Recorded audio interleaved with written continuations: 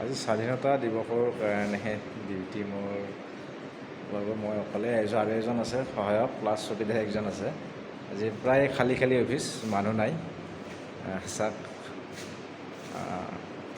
আচলতে আমাৰ অফিচ 15 আগষ্ট হ'লেও মানে কিছুমান অফিচ বন্ধ নাথাকে, যেনেকৈ মেডিকেল, এপিডিচিএল আৰু ধৰক পুলিচবিলাকৰো কিছুমান বন্ধ নাথাকে। প্ৰায় ৰাস্তা ঘাট পূৰা খালী, সম্পূৰ্ণ খালী। আৰু এজন আহি পোৱা নাই এতিয়ালৈকে, আহিব, মোক আহি থকা বুলি কৈছে।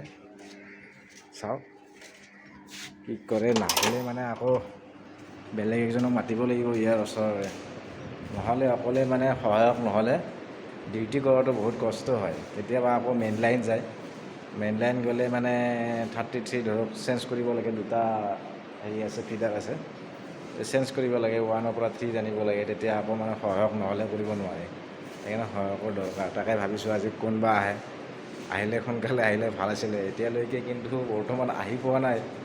চাওক, 10টাতে আহিব লাগে, গাড়ী মটৰৰ অসুবিধা, সেইকাৰণে আহি পোৱা নাই চাগে।